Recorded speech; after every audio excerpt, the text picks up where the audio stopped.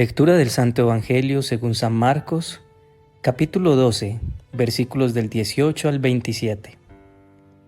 En aquel tiempo se acercaron a Jesús unos saduceos, los cuales dicen que no hay resurrección, y le preguntaron: Maestro, Moisés nos dejó escrito: si a uno se le muere su hermano, dejando mujer pero no hijos, que se case con la viuda y dé descendencia a su hermano. Pues bien, habían 7 hermanos, el primero se casó y murió sin hijos. El segundo se casó con la viuda y murió también sin hijos. Lo mismo el tercero, y ninguno de los 7 dejó hijos. Por último murió la mujer. Cuando llegue la resurrección y resuciten, ¿de cuál de ellos será la mujer? Porque los 7 han estado casados con ella. Jesús les respondió: ¿no están equivocados por no entender la Escritura ni el poder de Dios? Pues cuando resuciten, ni los hombres se casarán, ni las mujeres serán dadas en matrimonio, serán como ángeles del cielo. Y a propósito de que los muertos resucitan, ¿no han leído el libro de Moisés? En el episodio de la zarza, lo que le dijo Dios: yo soy el Dios de Abraham, el Dios de Isaac, el Dios de Jacob. No es Dios de muertos, sino de vivos. Están muy equivocados. Palabra del Señor. Gloria a ti, Señor Jesús. Es increíble ver cómo, a partir de las preguntas de los opositores de Jesús, nuestro Señor nos da grandes lecciones. Y por supuesto, hoy no es la excepción. Grábate esta palabra de Dios en tu mente. Para los que aman a Dios, todas las cosas les ayudan a bien. Estas preguntas que buscaban hacer caer a Jesús, Él las usa para enseñarnos y mostrarnos una vez más el camino, la verdad y la vida. Hoy vamos a reflexionar sobre 3 puntos en torno al Evangelio de hoy. Primero, ¿lo que crees te lleva a la verdad de Dios? Segundo, ¿en qué posición pones tus relaciones terrenales? Y tercero, ¿estás vivo o estás muerto? Vamos al primer punto. ¿Lo que crees te lleva a la verdad de Dios? En la época de Jesús habían varios partidos religiosos, por ejemplo, los fariseos, los saduceos, los herodianos, y entre ellos, aunque creían en el mismo Dios, en sus creencias había diferencias. Imagina la cruz en la cima de una iglesia o una catedral, como la que hay en la Catedral de Manizales, por ejemplo. Cuando está lejos se ve muy pequeña y solo suponemos cómo es su aspecto. Nos basamos en nuestro propio entendimiento para tratar de definirla. Pero conforme nos vamos acercando, su imagen se va haciendo más y más clara, lo que hace que tengamos que suponer menos. Cuando alejamos a Dios de nuestras vidas y empezamos a razonar mucho sobre lo que Él es o lo que debería ser, en lugar de buscarlo con el corazón y confiar en Él, entonces caemos en el riesgo de desdibujar su verdad, confiando no en lo que Él es, sino en lo que pensamos que es Él. En el Evangelio de mañana veremos cómo Jesús nos recuerda los mandamientos más importantes. Amarás al Señor tu Dios con todo tu corazón, con toda tu alma y con toda tu mente. Este es el primero y el más importante de los mandamientos. Y el segundo es semejante a este: amarás a tu prójimo como a ti mismo. En nuestras relaciones con aquellos que piensan diferente, mostramos qué tan cerca o lejos estamos de Dios. Doña Amparo ha sido católica toda su vida y su hija hace unos meses se separó de la iglesia asistiendo a una iglesia cristiana protestante. A menudo discuten mucho por este tema, porque su hija se refiere de manera bastante despectiva hacia los católicos, los sacerdotes y la iglesia en general. Un día, después de una acalorada pelea con su hija, Doña Amparo se va a misa y una vez esta termina busca hablar con el sacerdote pidiendo dirección espiritual al respecto, lo que la hace sentir mejor. Doña Amparo llega a su casa y cuando su hija intenta suscitar de nuevo el conflicto, ella responde con amor y trata de cambiar con mucha humildad el tema. Doña Amparo busca amar a Dios sobre todas las cosas y sabe que no está llamada a defender con peleas lo que ella cree, pero no baja la guardia en la oración por su hija y por ella misma para que Dios guíe a su hija conforme a su voluntad y le permita ver lo que ahora no ve.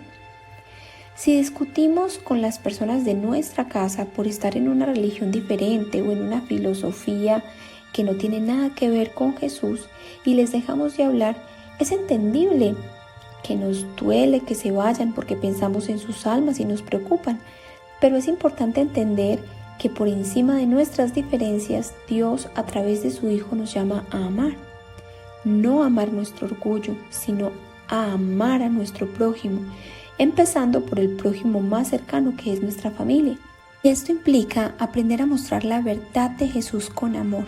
Y si dado el caso no nos escuchan, siempre orar por ellos, para que Dios disponga todo, las situaciones, las personas e incluso a nosotros mismos, para saber guiarlos conforme a su voluntad. Segundo, ¿en qué posición pones tus relaciones terrenales? Si Jesús dice que en el cielo todos seremos como ángeles y no existirán padre e hijo o esposo y esposa, quiere decir que nuestras relaciones acá en la tierra son temporales. Y esto nos dice dos cosas importantes. Primero, que nuestras relaciones no pueden ser más importantes que Dios. Y segundo, Dios nos purifica y nos prepara para ir ante su presencia a través de nuestra relación con los demás. Dios trabaja con nosotros a través de relacionarnos con los demás, especialmente nuestra familia. Dios es amor. ¿Qué tanto nos acercamos a los demás a través del amor? Todo depende de qué tan cerca estemos del amor mismo. ¿Eres paciente con tu pareja, con tus hijos? ¿Eres compasivo con tu prójimo, empezando con el prójimo más cercano que es tu familia? ¿Eres humilde? A veces es difícil amar como Dios nos ama. Es difícil perdonar, ser compasivo, no esperar nada a cambio. Y es triste decirlo, pero es más fácil ser amable con la gente afuera que con nuestra propia familia. Y por esto Dios nos pide que le amemos a Él primero. Si conocemos el amor que es Dios, Él nos llevará a amar a los demás de la forma adecuada. Cuando amamos, es importante tener cuidado de no idolatrar las relaciones humanas, que finalmente son temporales. No permitas que lo que es temporal defina tu vida en la eternidad.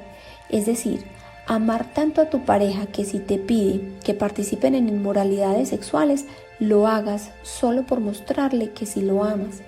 Si amas como Dios te pide que lo hagas, no vas a arriesgar tu eternidad, porque Dios te dará la sabiduría de saber hasta dónde puedes llegar. Enrique trabaja en una institución educativa y constantemente lo envían a capacitaciones fuera de la ciudad. Un día lo enviaron una semana y media a un lugar que quedaba a 2 horas de su ciudad, pero la empresa le pagaba el hotel aún el fin de semana. En situaciones similares, antes él se iba para su casa el fin de semana y se guardaba el dinero que la empresa le pagaba de hotel. Él solía criticar con sus amigos la corrupción del gobierno, pero Dios le mostró que lo que estaba haciendo no era diferente de lo que él tanto juzgaba. Ahora que Enrique quiere cultivar una relación con el Señor, decide hablar con su familia. Ir a casa el fin de semana agradaría mucho a sus hijos y a su esposa, pero no estaría actuando con rectitud. Su esposa en un principio se disgustó, no entendió lo que él quería hacer y en oración le pidió al Señor que le permitiera entender. Luego, en una conversación con su esposo nuevamente, entendió que si él quería actuar con rectitud para cultivar una mejor relación con Dios, ella lo apoyaría. Ambos entendieron que a veces la sociedad no comprende decisiones como esta, pero que tratarían de ir de la mano de Dios para hacer lo que el Señor quiere y no lo que es inmoral, pero normalmente aceptado en la sociedad. Y tercero, ¿estás vivo o estás muerto? Jesús les dice a los saduceos que Dios es Dios de vivos y no Dios de muertos.